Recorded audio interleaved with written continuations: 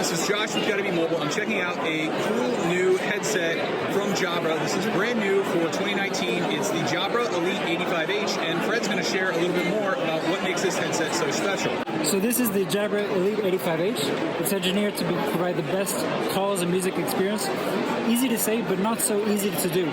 So in order to achieve that, we have 8 microphones, which are going to deliver a clear voice in noisy places like this, whether you're talking to your best friend or your best virtual friend like Siri or Alexa.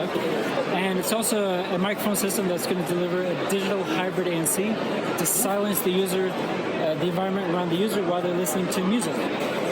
The really special thing about this product is it has smart sound, an experience powered by AI, which listens to your surroundings and makes choices for you, delivers that ideal sound experience. So it turns ANC and hear through on and off, giving you active noise cancellation or awareness of your surroundings when you need it. Last but not least, it's really built to last in terms of its rain-resistant durability and 32 hours battery with ANC.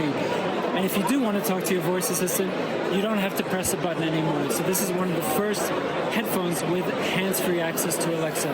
It will be available from April at $299, available in 3 colors, navy, black, and gold beige.